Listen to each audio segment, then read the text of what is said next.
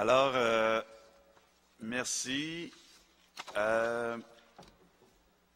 Donc, Monsieur Boire, est-ce que c'est Robert ou c'est Jean? Parce qu'on a les deux. C'est Robert. Bon, Monsieur Robert Boire, la parole est à vous. Bonsoir. Approchez. Oui, OK, d'accord. Merci pour l'opportunité de parler ce soir de ce projet. Malgré le fait que mon mémoire est en français, je serais plus confortable de parler en anglais. Allez-y. So let me present myself. I'm a resident of NDG, and so I will be directly affected by this development.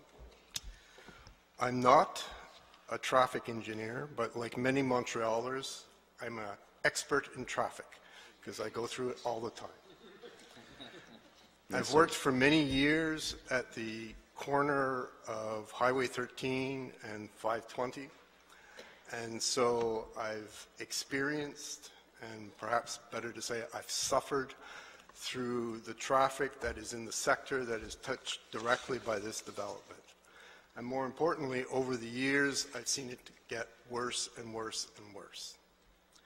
So when I heard about this development at the corner of what is arguably the worst congested area in Montreal, or possibly in Quebec, I really couldn't believe it. The Royal Mount project presents us with an opportunity for improving the, revitalizing a vacant area that is really an eyesore. But at the same time, excuse me. But at the same time, it presents what I think are really important risks to the City of Montreal, and above all, risks to the residents of the surrounding boroughs. There is, I believe, a significant risk of doing irreparable damage, and once this project is completed, it will be very difficult to repair any of the damage that's created by the project. And nevertheless, we know relatively little about the project. We have the study on traffic that is done by WSP, and we have a few promotional videos, but in reality, for a project of this ambition and this size, we know very little.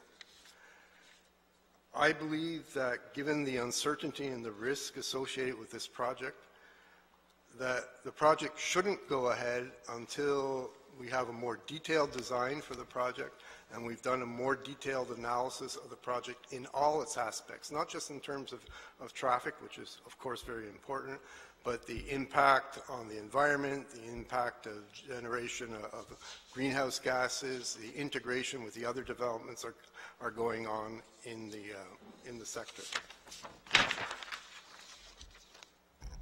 So I have some observations on the presentation that was done here by Carbon Leo. In the promotional video that's been put out by Carbon Leo, they claim that the site is only 10 minutes from the airport and from downtown Montreal. Well, perhaps at 2 o'clock in the morning. But the reality is, and I've shown it in this slide, that typical transit times now can be as much as 35, 45 minutes during rush hour. And it can be a lot worse, of course. I've experienced transit times getting from work to home of as much as an hour. This indicates that the area, as we all know, is already extremely congested, and that the transit times are largely unpredictable. Or to put it another way, ce n'est pas un apocalypse annoncé, ça existe déjà. The promoter has claimed that the development will only add 20,000 vehicles, only 20,000 vehicles per day. But this is based on the assumption that all the modifications to the road network that are in scenario 1 are implemented. And it's also based on assumptions in the other scenarios that are largely optimistic and very, very difficult to validate. In particular, the promoter has also claimed that the impact on the average transit time is only around 2 to 5 minutes. And unfortunately, this is something that's been picked up by the media. But this is a completely misleading statement because it's calculated by averaging the transit time over all the directions in the area. In reality, somebody that's coming, let's say, from the west to the east won't undergo the average transit time. He'll be undergoing the transit time that is particular to his direction. The promoter has also claimed that the residential component will have zero impact on the conditions in the area. This seems to be based on the assumption that the residents will never have any need to leave Royal Mount. But in reality, there's no backup information or any kind of study to validate this assumption. Now, I have some observations on the study that was done by WSP. As you know, WSP has studied and proposed 3 scenarios in terms of mitigating the traffic created by the development. And despite all those modifications, the impact it appears that the impact will be very important. WSP has presented some results in their report that shows the average delay time between 3 o'clock in the afternoon and 7 o'clock in the evening. So spread over that number of hours. Unfortunately, this tends to hide or minimize the actual deterioration that takes place in the worst period of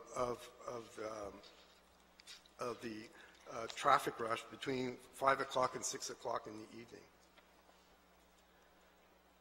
WSP has suggested that the impacts of scenario 2 are judged to be acceptable. Unfortunately, the report has no definition or criteria for what is acceptable. It's simply a statement without meaning. In fact, the transit times for certain itineraries are already very difficult, as we saw in the previous presentation, and they will only get significantly worse with Royal Mount. You will see in the table here, some of the transit times that are extracted directly from this report. You'll notice, for example, from 520 and Cavendish to Jean Talon, a distance of only 4 kilometers. The transit time... Monsieur Boire, oui. Il vous resterait 2 minutes encore. D'accord. The transit time will more than double. I would like to make a point about scenario 2. Scenario 2 is basically aspirational. It's based on the assumption that the promoter will have the capability to actually modify users' behavior to stay on the site. In other words, to spend more money and to consume more. But in reality, this scenario doesn't seem to be backed up by any real-world experience. And more to the point, the scenario doesn't seem to have any consequences on the promoter in the event that he does not succeed. In other words, there's nothing to prevent the promoter from simply saying, I tried, but I failed. Sorry. I'll skip over the next few slides and I'll jump right to my recommendations.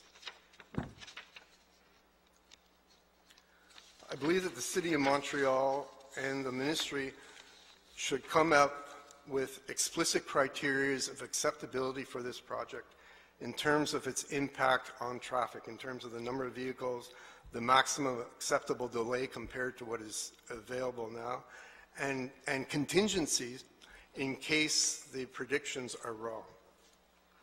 I believe that a more in-depth study on the impact of the project should be taken, which takes into account the evolution of circulation in the area, even without the Royal Mount development, the project in its final phase, rather than simply where it will be at its opening, and should also take into account evaluation of the possibility of errors in the predictions to ensure that there is some measure of sensitivity to possible uncertainty and variation in the assumptions. I suggest that a financial penalty be imposed on the promoter in the case of scenario 2. In the case that the promoter is not able to meet the results expected in scenario 2. If the promoter is confident that he can achieve these results, the possibility of a financial penalty shouldn't bother him at all. I would also suggest that the city